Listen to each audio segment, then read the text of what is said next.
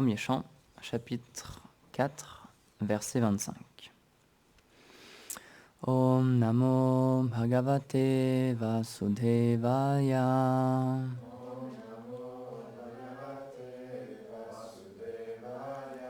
Om Namo Bhagavate Vasudevaya.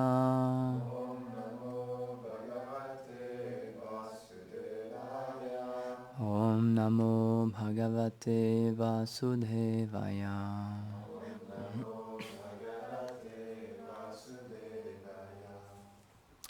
Ta eva vedadur meder. Eva vedadur meder. Daryante purusharyata. Evam chakara bhagavan. Vyasa kripana vatsala. Traduction. Le grand sage Vyasa, plein de miséricorde envers les plus déchus, divisa ainsi les Védas pour qu'ils puissent être compris même par les personnes de peu d'intelligence.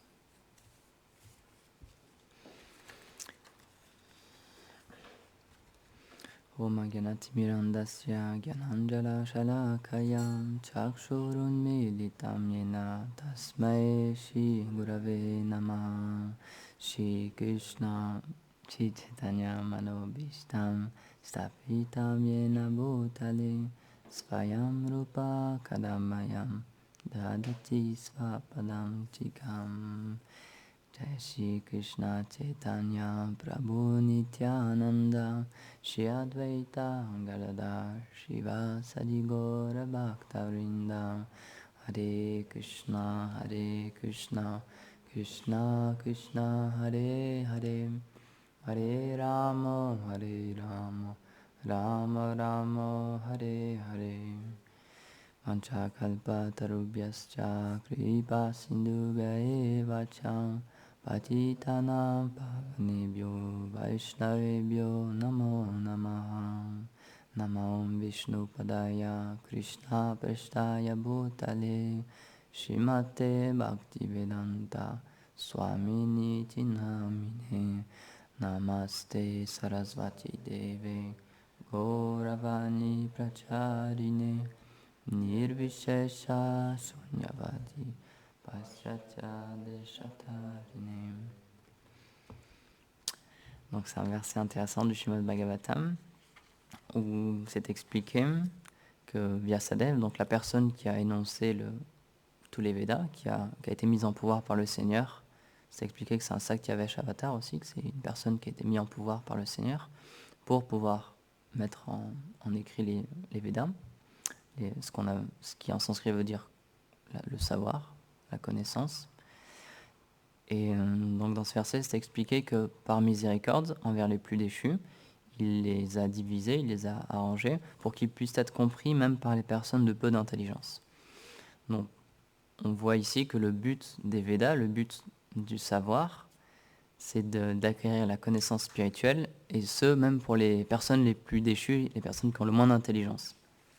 Donc c'est un savoir qui n'est pas réservé seulement à une élite, et c'est encore une fois c'est la raison pour laquelle Vyasadeva, quand il a compilé les Védas, il a quand même gardé cette chose-là en tête, et spécialement quand on lui a demandé d'écrire le Srimad Bhagavatam, quand Narada Muni, son maître spirituel, lui a demandé de parler plus précisément du Seigneur suprême, parce sans ça il avait égaré les gens, comme Narada Muni expliquait. Il n'aurait pas vraiment expliqué que le but principal de la vie, c'était de se connecter avec Dieu, avec la personne suprême. Donc il a toujours fait ça en gardant en tête que ça devait être accessible. Donc c'est un point intéressant et qui est très important dans notre philosophie et qui est très important dans la spiritualité en général, que c'est vraiment quelque chose qui est accessible à tout le monde. Et les Vaishnavas, ils expliquent cette chose-là par le fait que en réalité, en vérité, nous sommes une âme spirituelle qui est unique, qui est différente du Seigneur et qui est éternelle, mais pour une raison ou pour une autre, qui a fait un choix, on a fait le choix de venir dans ce monde matériel et d'oublier le Seigneur suprême. Mais les Vaishnavas, ils expliquent que notre constitution, notre réelle identité, même si en ce moment, c'est comme si on jouait un rôle, on nous a donné un corps dans cette vie, mais dans notre prochaine vie, on devra reprendre notre corps, et dans nos vies passées, on avait d'autres situations, d'autres corps. Au-delà de tout ça, l'âme, sa réalité, c'est en relation avec Dieu. Et donc c'est sous cet angle-là que les Vaishnavas ils expliquent que la spiritualité, c'est quelque chose de naturel pour l'âme. C'est notre héritage naturel. C'est notre héritage qui est donné à tout le monde et que tout le monde peut atteindre, que tout le monde peut développer. Tout le monde peut développer cette relation avec Dieu puisque c'est notre identité réelle. Et donc il y a beaucoup d'histoires dans notre tradition, Gaudiya Vaishnava, comme dans d'autres philosophies aussi, où on peut voir que l'apparence externe, ou plutôt la position externe, et la situation dans laquelle une personne est née, l'éducation qu'elle a reçue, la richesse qu'elle peut avoir ou l'intelligence qu'elle peut avoir, ça n'a pas vraiment d'importance en fait.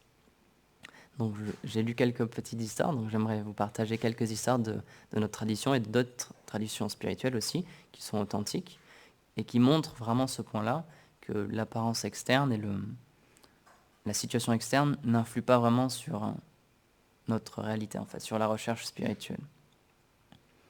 Donc je vais commencer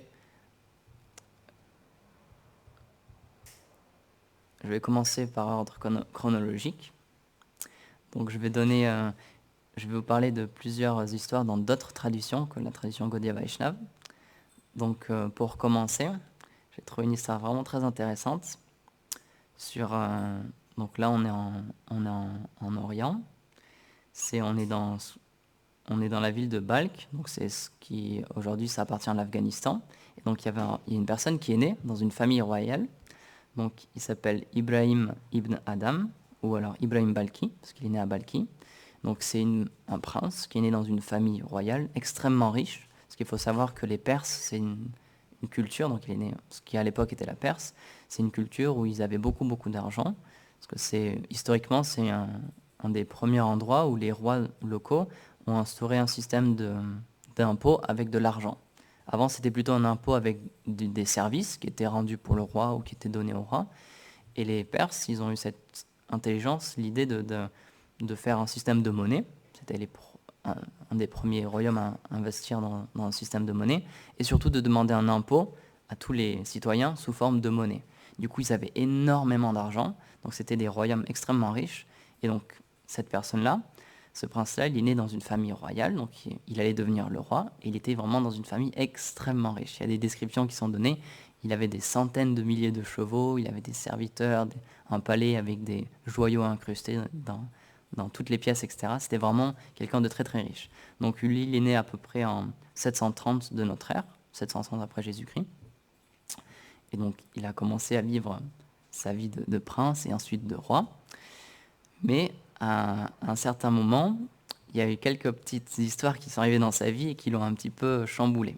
Donc la première chose qui est arrivée, c'est qu'un jour, c'était la nuit, il était en train de se reposer, et il a été réveillé parce qu'il y avait quelque chose qui faisait du bruit sur le toit de son palais. Donc il s'est réveillé, il a appelé qui est là-haut, qui est sur mon toit, qu'est-ce qui se passe? Et donc les gardes n'ont pas répondu, donc il est monté pour voir.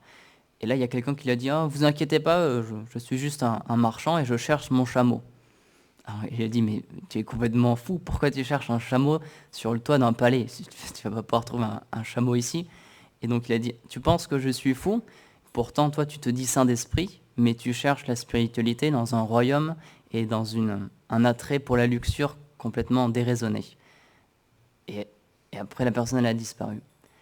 Et alors ça l'a vraiment frappé, donc il allait se recoucher, et il avait vraiment cette vision en tête, il ne savait pas vraiment si c'était un rêve ou quoi.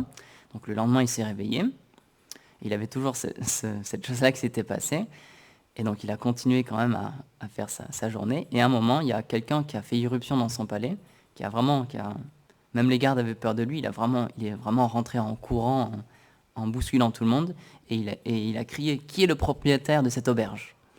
Alors là, le roi, il s'est mis en colère, et il est venu le voir, il a dit « Alors d'abord, c'est pas une auberge, c'est un palais, et je suis le roi de ce palais. » Et la personne ne lui a pas vraiment prêté attention. Il a dit « Qui avait la possession de cette auberge avant toi ?» Donc il a dit « C'était mon père. » Et avant lui, et encore avant lui, il a dit « C'était mon grand-père et mon arrière-grand-père. » C'est un palais qu'on donne de père en fils dans notre dynastie. Et donc là, il lui a dit « Tu dis que ce n'est pas une auberge, mais pourtant c'est un endroit où des personnes rentrent, en sont le propriétaire, et ensuite il laisse la place à quelqu'un d'autre. Donc il dit, pourquoi tu penses être le propriétaire de quelque chose que tu vas devoir laisser à la mort? Pourquoi est-ce que tu donnes tellement d'importance à quelque chose qui va disparaître, que tu ne pourras pas garder éternellement. Et ensuite, la personne a disparu aussi. Donc là, il a commencé à comprendre que il a ressenti dans son cœur que c'était Dieu, en fait, qui venait le chercher, mais il n'a pas voulu vraiment prêter attention à ça. Donc il a quand même continué sa vie, et un jour, il est parti à la chasse pour se changer les idées, et donc il s'est approché d'un cerf pour le chasser, et là, le cerf s'est tourné vers lui, il a commencé à lui parler, et il a dit, est-ce que c'est Dieu qui t'a demandé de faire ça? Est-ce que tu es né pour faire ça, pour chasser, ou alors c'est toi qui en as eu le désir? Est-ce qu'on te l'a demandé? Et là, il était complètement désemparé encore. Donc, il est revenu chez lui. Donc, il y a plusieurs événements comme ça qui se sont passés. Et c'était quand même quelqu'un de pieux. Donc, depuis qu'il était enfant, il connaissait la spiritualité. Mais comme le racontait le rêve, il était trop dans ses attachements matériels, en fait. Il ne pouvait pas vraiment trouver la spiritualité. Et donc, il avait quand même une certaine rancœur envers les personnes spirituelles. Donc, il essayait toujours de les challenger. Et donc, c'est expliqué qu'un jour, il y a différentes personnes saintes qui ont donné un discours sur la philosophie, sur la spiritualité. Et très souvent, en fait, il appelait ces personnes-là, et pour les challenger, il leur demandait « Montrez-moi Dieu. Expliquez-moi à quoi il ressemble. Montrez-moi Dieu. » Et donc, il essayait vraiment de les challenger comme ça. Et donc, un jour, il a demandé, après cette assemblée, il a demandé à un des sages de l'assemblée de venir dans son palais. Il lui a posé cette question. Il lui a dit « Montre-moi Dieu. À quoi ressemble-t-il » Donc là, le sage, il a demandé qu'on lui apporte un verre de lait. Donc le roi, il lui a fait apporter un verre de lait, et il a mis du sucre dans le lait. Et donc quand il a reçu le verre, le sage, il a mis son doigt à l'intérieur comme s'il cherchait quelque chose. Et donc le roi, il a dit, tu peux le boire maintenant, on a déjà mis du sucre dans le lait. Et en fait, le sage, il lui a dit, c'est bizarre parce qu'on dit qu'il y a du ghee dans le lait, mais pourtant je ne vois pas de ghee dans le lait que tu m'as apporté. Et là, le roi, il s'est moqué de lui, il lui a dit, mais tu sais vraiment rien, tu sais pas qu'il faut travailler le lait, il faut d'abord le prendre, le faire chauffer, ensuite une première étape, ensuite on le refait chauffer, ensuite on l'écrème, etc. Et ensuite ça devient du ghee. Donc oui, il y a du ghee dans le lait, mais en ce moment non. Et donc le sage, il lui a répondu, de la même manière, tu demandes à voir Dieu tout de suite, mais il y a une procédure pour voir Dieu. Et si tu ne suis pas la procédure, tu ne pourras pas le voir. Et il a dit, demande à des personnes saintes, et ils te donneront la procédure pour voir Dieu. Et en fait, tous ces événements, il y a plusieurs événements comme ça qui ont complètement touché la vie de ce roi.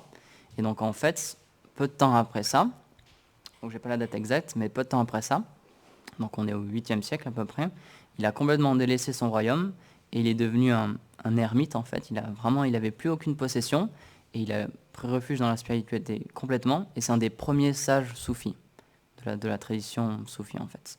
Et il a pris refuge de plusieurs maîtres connus dans le soufisme. Et il a vraiment tout laissé son royaume derrière lui complètement. Du jour au lendemain, il a compris en fait que Dieu venait le chercher et que dans sa situation actuelle, il était trop attaché aux choses matérielles et il ne pourrait jamais l'obtenir en fait. Il ne pourrait jamais obtenir une réalisation de Dieu en fait, une vie spirituelle authentique. Donc il a complètement tout délaissé.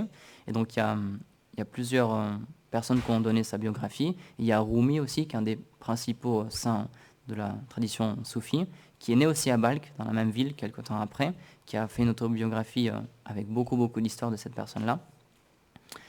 Et donc, c'est un des exemples dans une autre tradition du fait que si on est trop attaché aux choses matérielles, malheureusement, la vie spirituelle peut être très difficile. Et il y a beaucoup de rois, en fait, c'est pas une exception, il y a beaucoup de rois qui ont eu cette vie-là, où ils ont compris en fait que dans leur situation actuelle, il y avait trop de choses qui les empêchaient de se concentrer réellement sur la vie spirituelle. Donc, on connaît d'autres histoires, mais dans notre tradition, il y a des histoires avec des rois aussi, mais qui donnent un autre enseignement. Donc là, c'était un roi qui était trop attaché, donc malheureusement, il a dû quitter sa situation pour se plonger dans la vie spirituelle. Mais dans notre tradition, on a une histoire avec le roi Prataparudra, où c'est un petit peu différent. Donc c'était un roi donc en Orissa, donc c'est le XVIe siècle aussi, c'est du temps de Sri Chaitanya Mahaprabhu, quand le Seigneur est venu en tant qu'avatar caché du Kali Yuga. Et donc en fait, c'était un roi extrêmement puissant aussi, tellement puissant qu'il a réussi à repousser les envahisseurs moghuls. Parce qu'à l'époque, ils étaient en train de conquérir toute l'Inde, mais ils n'ont pas pu rentrer en Orissa, parce que c'était un roi extrêmement puissant. Il les a mis à la porte du royaume, et le royaume était en sécurité. Et à un moment donné, pour une raison ou pour une autre, il a entendu parler de Chaitanya Mahaprabhu, qui était un grand saint, qui était une personne très, très extatique, vraiment très spécial. Et donc il a demandé à son maître spirituel, le maître spirituel de sa famille, qui était Sarvabhauma Bhattacharya, qui était Sri Chaitanya Mahaprabhu. Et donc Srila Sarvabhauma Bhattacharya, il a dit oui, je l'ai rencontré. Et il lui a expliqué, en fait, donc il avait déjà rencontré Mahaprabhu, et il lui a expliqué avec les Védas, avec différents écrits sacrés, qu'il était bel et bien le Seigneur suprême, qui était venu en tant qu'avatar caché dans ce Kali Yuga.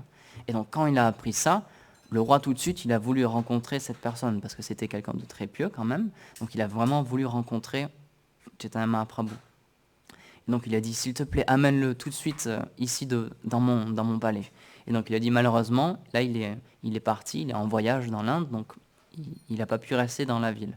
Et donc il a dit, mais comment ça se fait que tu ne peux pas le ramener tout de suite, je veux vraiment le voir maintenant.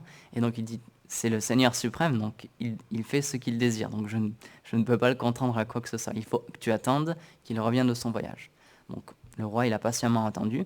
Et quand Chaitanya Mahaprabhu, il est revenu de son voyage, quand il est revenu dans le royaume, à ce moment-là, une fois de plus, le roi Prataparudra, il a demandé que Chaitanya Mahaprabhu soit amené pour qu'il puisse avoir un entretien avec lui.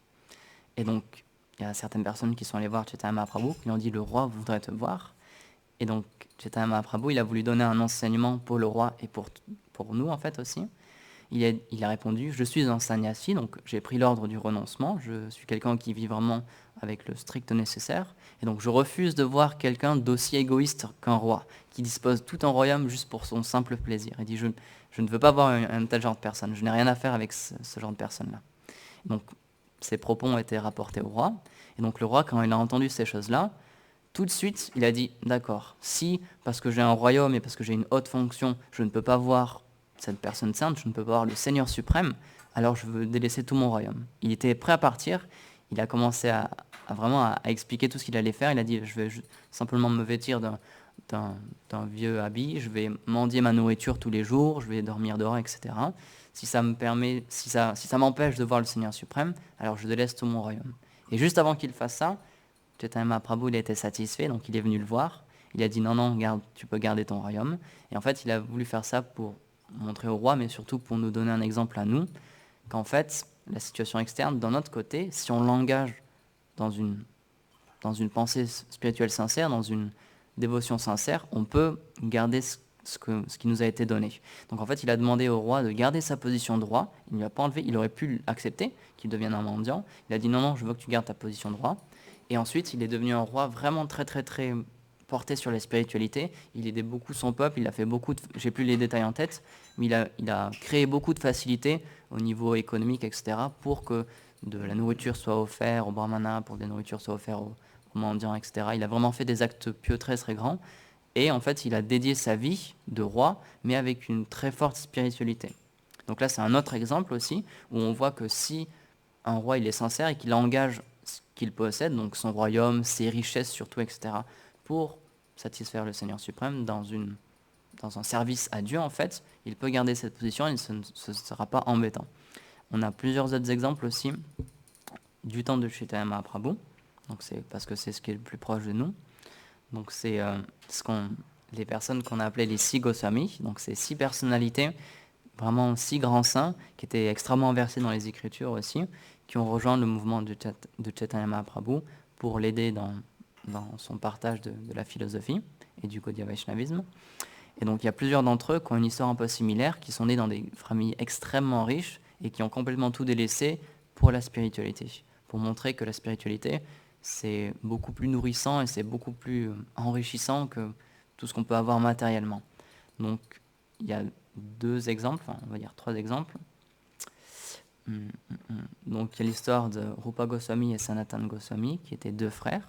Donc ils ont une histoire un peu particulière, parce que donc, ils sont nés en Inde du coup, mais puisque là où ils sont nés, ça a été sous l'empire musulman, et parce qu'ils avaient fait de très grandes études, c'était des très grands érudits en fait, ils avaient étudié le perse, ils avaient étudié l'arabe, etc.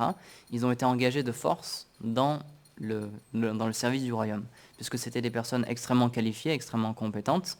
Le sultan en fait, il leur a demandé, il les a forcés à être dans son service. Donc ils ont eu des postes extrêmement élevés. Donc la personne qui deviendra Rupa Goswami, il était le secrétaire en chef du sultan. Donc il s'appelait Dabir Kas à l'époque, il avait un nom arabe. Et Sanatana Goswami, il est devenu le ministre des revenus de l'État, en fait. Et donc lui, il s'est appelé Sankara Malik. Et donc, ils ont exercé cette profession-là. Mais à un moment donné, ils ont entendu parler de Chaitanya Mahaprabhu. Et alors là, ils ont ressenti quelque chose dans leur cœur et ils ont rendu une première visite à Chaitanya Mahaprabhu.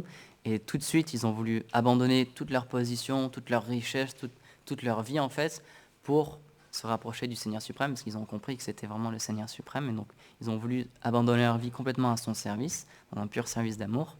Mais malheureusement, le sultan, il les a pas autorisés à ça. Parce que lui, il avait besoin d'eux quand même, quoi, et c'était un musulman, donc pour lui, c'était pas vraiment important, donc il les a forcés à rester, et ensuite, il les a même emprisonnés. Donc c'est quand même incroyable.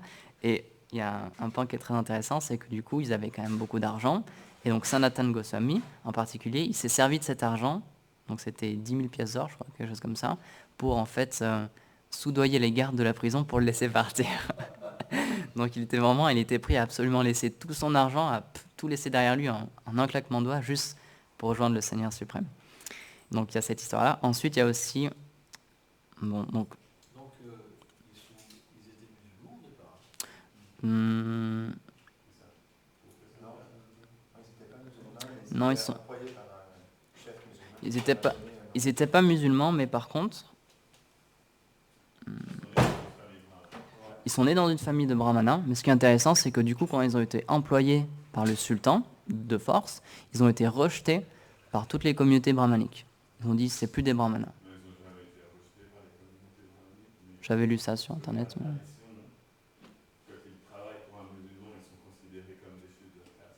Hmm. Ok. Donc, ok. Ok.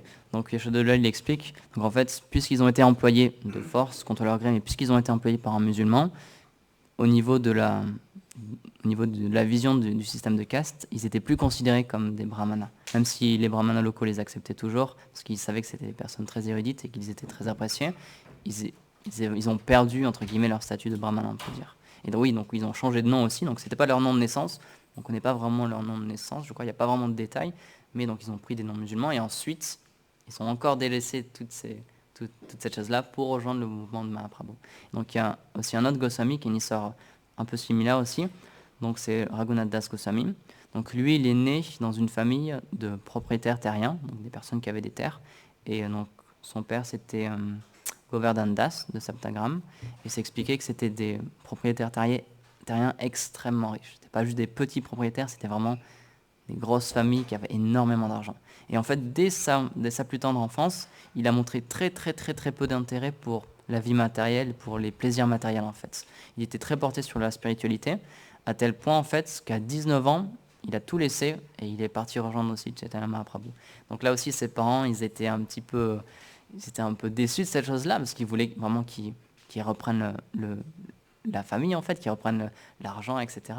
Donc ils l'ont empêché aussi, ils l'ont fait garder par des gardes pour l'empêcher de quitter la famille en fait.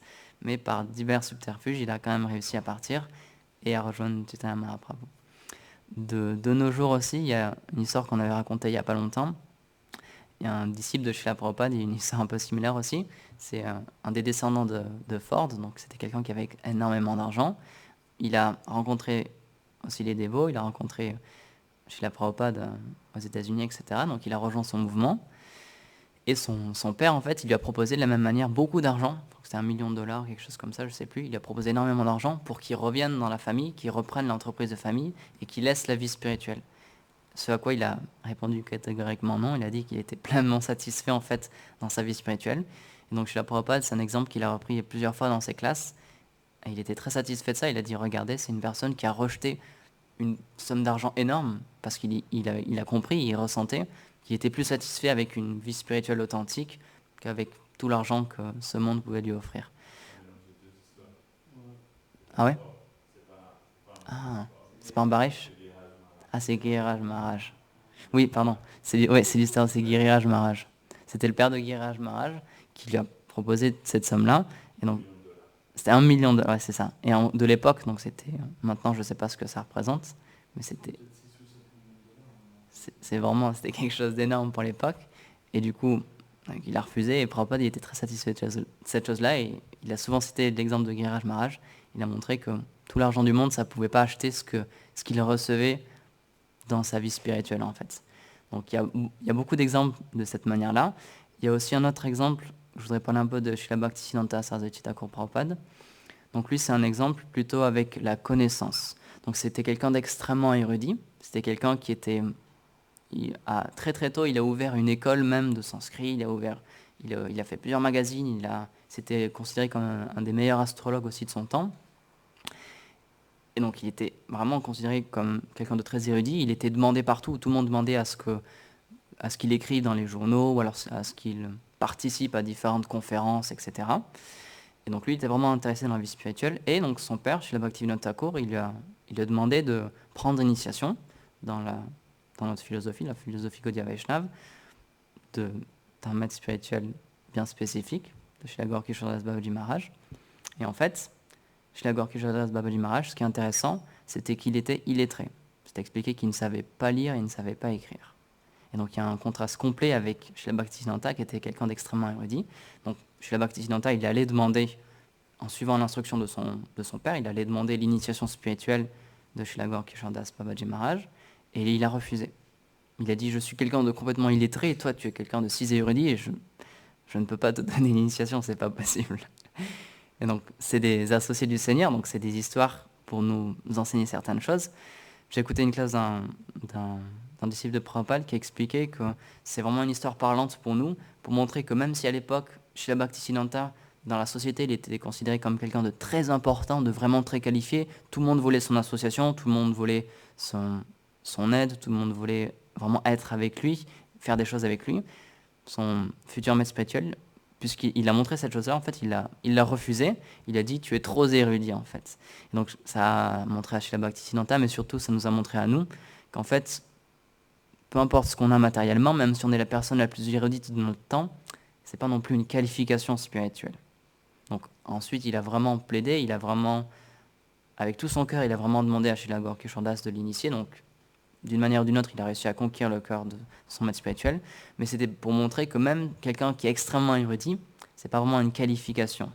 Mais à l'inverse aussi, comme ça expliqué dans le verset qu'on a lu, quelqu'un qui est pas du tout érudit, quelqu'un qui est vraiment un sot, qui ne connaît absolument rien, ce n'est pas non plus une disqualification. Et c'est en ça, encore une fois, qu'on rejoint le point du début, où c'est expliqué que l'âme, c'est sa nature d'avoir une relation avec Dieu. Donc peu importe la situation qu'elle a en ce moment, dans ce monde, peu importe la vie qu'elle a, qu'elle soit très riche ou très pauvre, qu'elle soit très cultivée ou pas du tout, la vie spirituelle lui est ouverte quand même. Le chemin de la bhakti en particulier lui est ouvert quand même, parce qu'il ne demande vraiment aucune prérequis externe, on va dire. Et je vais terminer sur un exemple, c'est dans le Ramayana. Donc quand le Seigneur Ramachandra, quand il a demandé à ce qu'un pont soit construit pour aller jusqu'à Lanka, pour aller conquérir Ravan et pour aller retrouver sa femme Sita. Donc en fait, ce qu'il a fait, c'est qu'il a demandé vraiment à tout le monde de l'aider. Il a dit à tout le monde, s'il vous plaît, aidez-moi à construire un pont. Et donc là, il y a beaucoup de personnes qui l'ont aidé. Il y a l'armée des singes aussi qui l'ont aidé. Et il y a tous les animaux en fait de la forêt qui ont aussi apporté leur aide.